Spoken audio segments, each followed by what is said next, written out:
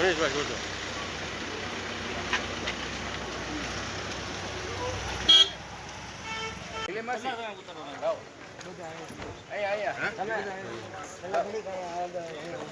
બાજુ થી આ બાજુ એટલે ભૂમિ હા હા કાઈ વાત બધા ઉતર આ જે ઘટના છે તે સામે આવી છે પેલા સેટ પાછા આવ્યો પોલીસ વાળા પરિવારના અમુક સભ્યો છે એવો માસી બચી જાય પેલા ઉતરી જાવ તો જો પહેલો હા ઓકે વાંધો વ્યવસ્થિત ભાઈ ઉતરવા દેજો હો એને હા પછી તમે ખલ્લા બોલી ઉતરો અંદર અંદર હાલો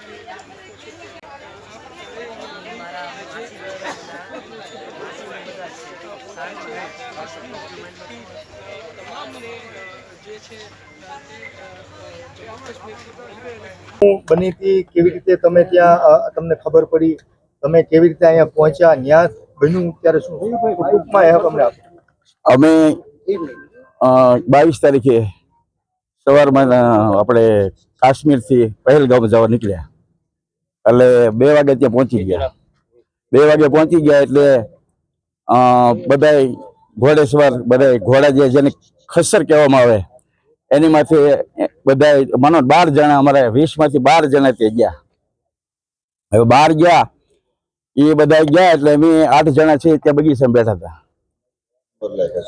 ઉમરલાયક હતા એ એટલે પછી 12 જે ગયા હતા એમાંથી અમને 3 વાગે 3:30 વાગે 3:45 ના અરસામાં ખ્યાલ આવ્યો કે અહીંયા આતંકવાદીએ હુમલો કર્યો છે એટલે એ ખરેખર અમને બહુ દુઃખ લાગ્યું છે અને આતંકવાદ ક્યારે નાબૂદ થશે એ તો હવે ભગવાન જાણે તમારા પરિવારના સગા સંબંધી લોકો પણ ઇજાગ્રસ્ત થયા છે હા એ તમને ખબર પડી ત્યારે તમારી શું સ્થિતિ હતી તમે અમે તો હિંમત હારી જ ગયા હતા કારણ કે સમાચાર મળ્યા અમને કે ભાઈ ત્યાં આવી રીતે થયું છે 12 માંથી 9 જણા છે એ પહોંચી ગયા અને 3 જણા છે એ ઇજાગ્રસ્ત થયા હતા વિનુભાઈ જે ડાભી છે એને કોણીએથી ગોળી નીકળી ગઈ અને જે આપણે અતીશ કુમાર અને ભાણો અને બંનેને ઘણા ગંભીર થયા હતા અને નજરે ભાઈએ જે હતો અહીંથી આપણે મનોજભાઈનો બાબો એને જોયું અને આતંકવાદી ગોળી મારી એ પણ એને નજરે નિહાળ્યું છે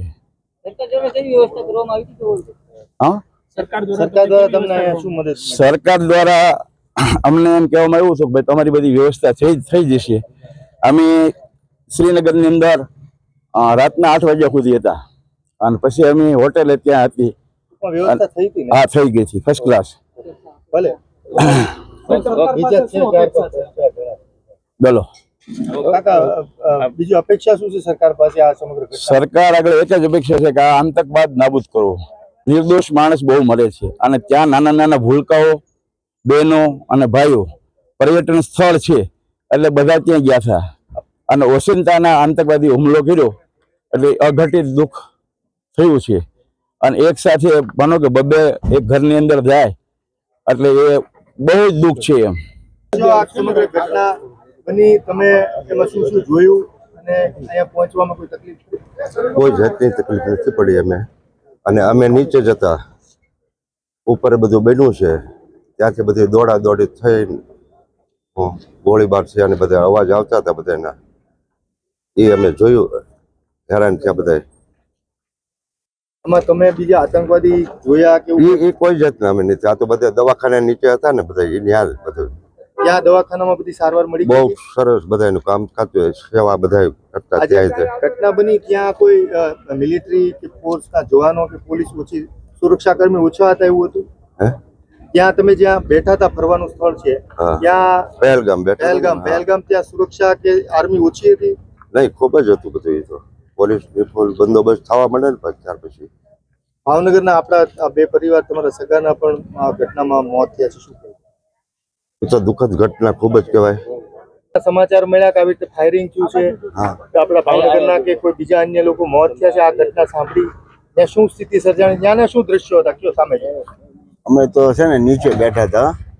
આ 12 લોકો જે હતા ને જોનડા બધાય એ ઉપર ઘોડા ઉપર ગયા હતા. અમારી કઈ સ્થિતિ હતી નહીં ઘોડા ઉપર બેસવાની, એટલે અમે નીચે ગ્રાઉન્ડમાં બેઠા હતા. પછી લગભગ કલાક 1.5 કલાક જેવું છું ને તો બધા ભાગમ ભાગી કરવા માંડ્યા. ઘોડા બધા ભાગવા માંડ્યા ને એવું થવા માંડ્યું. પછી ઓલા ગોવિંદભાઈ છે ને એ દોડતા દોડતા પેલા આવ્યા, હાંફળા ફાફડા ને કપડા બગડેલા હતા, માંડ જીવ બચાવી આવ્યા.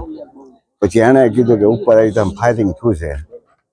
પછી લગભગ કલાક 1.5 કલાક આ લોકોની વાટ જોઈ અમે ને ઘણા. પછી એવા સમાચાર મળ્યા કે લગભગ 26 થી 27 જણાને ગોળી વાગી છે. એટલે પછી ત્યાંથી અમને એની ઓલી ક્લબમાં લઈ ગયા આ લોકો, ત્યાં બેઠા રહ્યા ને પછી પાછા લઈ ગયા હમણાં ગેસ્ટ હાઉસમાં જે ઉતરતા ત્યાં. તો મિલિટરીની મદદ કરી હતી આપની જવાનો એને બધાએ? આ મિલિટરી તો બહુ સારા મળે, બહુ એટલે બહુ જ છે. એનું પ્રશાસન તો બહુ જ સારું. ફાયરિંગનો અવાજ તમે સાંભળ્યો? ના, અમે નીચે હતા 8 કિલોમીટર નીચે. તમારી બીજી સરકાર પાસે શું માંગ છે? આ ઘટના ભયંકર બની છે. પણ આમાં તો શું છે, આતંકવાદનું નાબૂદ કરવું જોઈએ. સૌથી પહેલા પ્રશ્ન એ છે. ગમે એમ કરીને સિક્યુરિટી ત્યાં ગોઠવવી જોઈએ પહેલગામમાં. અહીંયા તંત્ર દ્વારા કેવી રીતે અહીંયા અમે કટકે જે પ્લેનમાં જગ્યા હતી ને એ રીતનું પહેલા દિલ્હી ને પછી દિલ્હીથી બોમ્બે ને બોમ્બેથી ગાડી મારફત ટેક્સી મારફત લઈ ગયા હતા.